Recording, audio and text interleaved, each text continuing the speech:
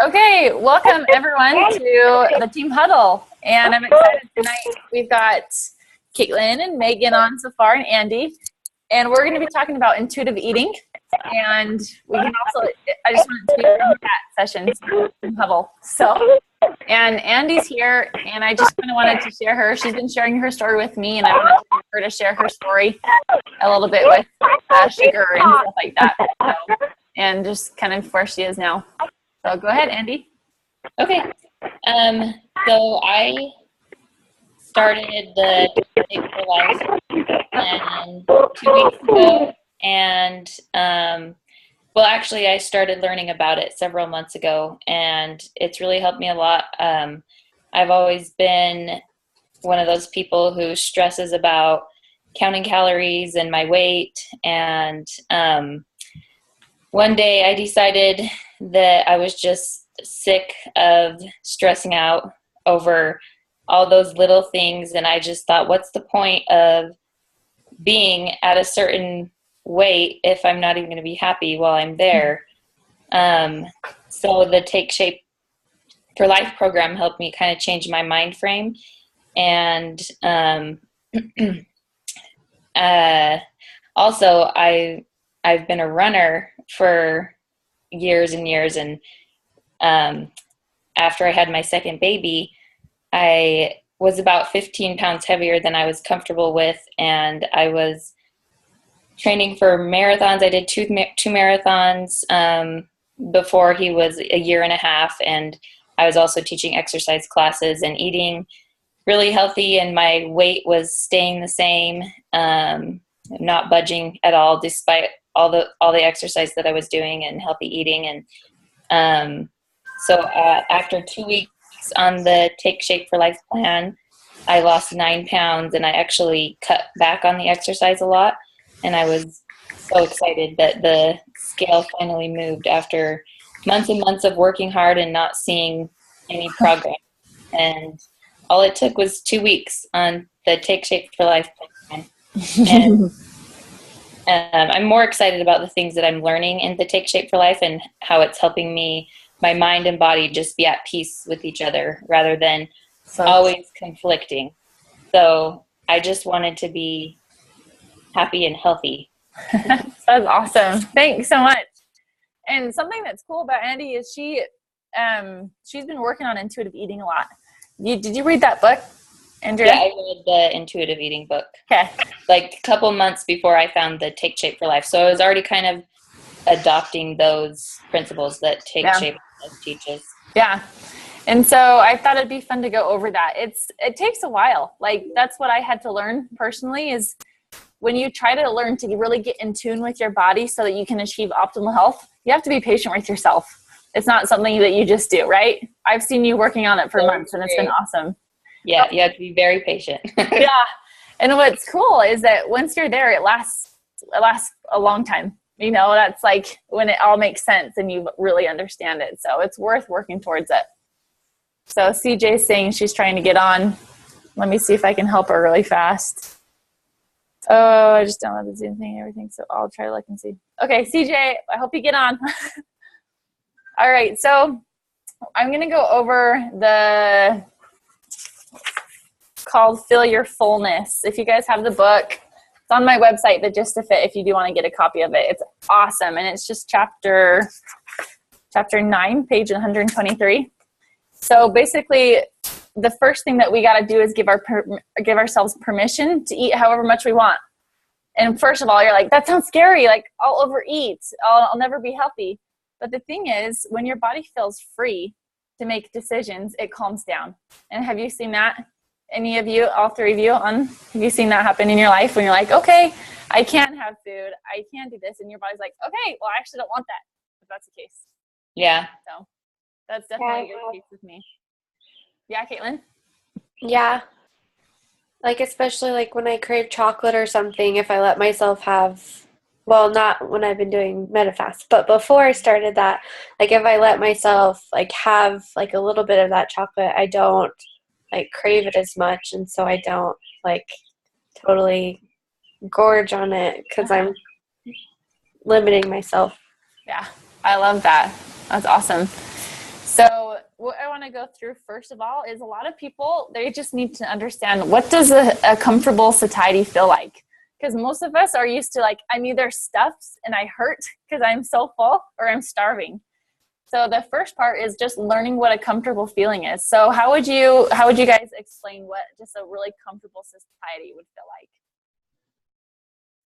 I think this program has really helped me change my mind frame on what a comfortable satiety feels like, because I realize, as long as you have the energy that you need to do the things that you want to do, that's full enough. You don't actually have to feel full, because I never really feel full while I'm doing this program, but I'm to the point now where I feel good to do the things that I need to do, and that's enough. And so I think of food now just simply as fuel Yeah. to fuel me through my day. And that's what this has taught me, because I did go through that first phase where I was really hungry. And so feeling that hunger, but then as my body adapted, then I could tell a difference between, okay, I'm not hungry, and that's enough. Yeah. And then I still feel good, and I never feel like, oh, I'm not going to wear this shirt today because I ate too much or whatever. Totally. That's so awesome. Thank you so much for sharing that. You put that perfectly. And I saw Caitlin nodding, so I can see, understand that too. I'll just say, for me, it's a subtle feeling of stomach fullness. It's just a very subtle feeling. And most of all, I hit this point where it's like total bliss, where like I know exactly how much to eat while I'm eating, because I'm slowly and paying attention to it.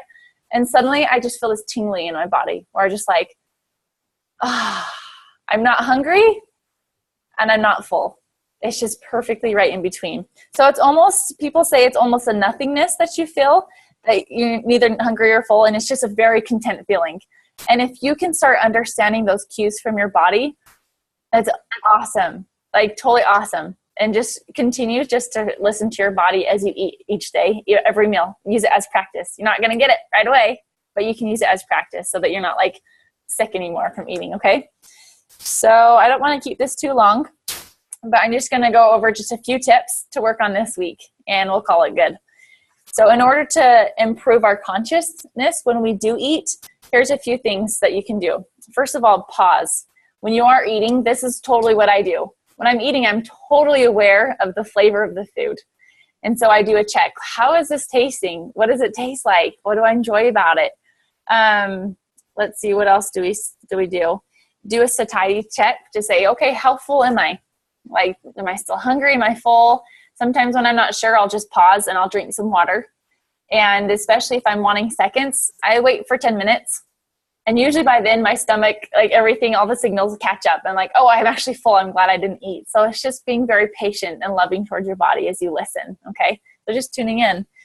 I'm going to show you the scale. It's called the fullness scale. Yeah, you're probably not going to be able to, no, you can't really see it. So basically on a scale from 0 to 10, 0 is like so hungry, and 10 is you are so full you're sick. So what we do is you stop eating at about a 6 to a 7, and that's where that tingling, that like really content feeling is. So while you're eating, ask yourself, okay, how full am I? And when you feel that just you're very satisfied and you're not full, then that's when you know when to stop. Does that make sense? Does that sound good? Cool. Yep. And it's saying, just kind of a reminder, when you do eat, make sure, and we'll maybe go over this next week, when to start eating, like how to know when you're hungry. So if you are eating because you're physically hungry, like you're factually hungry, then it's easier to tune in when you're factually not hungry anymore. But a lot of us mindless eat. We stick our hands in the Skittles. Anything that's around, we'll just put it in our mouth. And when our mind's turned off, we don't know when we're full. So if you're mindlessly eating, how can you be aware of when you're full? So just eat when you're present, okay?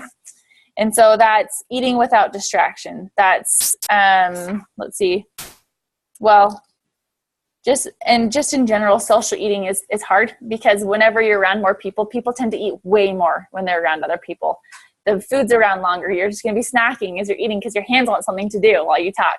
So push stuff away from you and just consciously say, I'm done. Put your fork over. I have a habit of turning my fork over when I'm done and just keeping my glass right by me. So do you guys have any comments to add about intuitive eating or stopping when you're full? Nope, I don't think so. Okay, did you learn anything helpful, Caitlin? I like the scale, thinking about how full you are and stopping before you feel totally full and waiting. Mm-hmm. Because I know that, like, I will, like, kind of start to feel full, but I don't feel like I'm totally done, and then I end up feeling over full. So Yeah. I like the scale idea. Yeah. And kind of what I talked to you in the beginning was giving yourself permission to eat. If you're like, no, I can't eat anymore, then your body's like, I actually am still hungry. I still want more food. So if you say, hey, listen, I feel good right now, so I'm not going to eat. I'm just going to listen. If I feel hungry later, I'm going to eat. And so your body's like, oh, you're going to take care of me. You're going to eat when I'm hungry. And so then you can really start trusting your body and making the correct actions, if that makes sense. So just giving yourself permission that you're going to eat when you're hungry, but you're going to stop when you're satisfied and happy. So, okay, do you have any thoughts, Andy, before we end? One thing that helped me when I was practicing intuitive eating was when there were times that I did eat something that I wasn't proud of or ate a little bit more than I thought I should have. Mm-hmm. I really practiced on not sitting there and wallowing in like self-guilt. Uh-huh. I started just saying in my head, I would just look at it and learn from it and say, okay, why did I do that? How do I feel now? And how do I want to feel in the future? And so that way in the future, I wasn't having to use willpower. If something came up, I would just think about, how am I going to feel? How did I feel last time? And then it wasn't a matter of willpower. It was just like, I remember that. And I remember why I did that. And I remember I didn't feel that awesome after. So I think right now I don't want this because I'm not going to feel good after. And so it wasn't I can't have that because it's a sweets or whatever. It was just a remembering, oh, I didn't feel awesome after I ate that. So yeah, that's awesome. That is totally, you hit it. Eating healthy is not about willpower. If it is about willpower, then you're doing something wrong, and you really got to tune into your body. So we can talk about that for anyone that's listening to this and you're like, okay, I'm using too much willpower. Willpower is exhausting and it does not last. So you got to start learning skills so you can rely on those skills to actually get to where you want. So thank you. You guys are awesome. Okay, well, I'm going to stop the recording, and thanks, team. And it's been fun. I really love our team. I don't know about you guys, but everyone's doing really well. So keep up the good work this week, and we'll see you next week.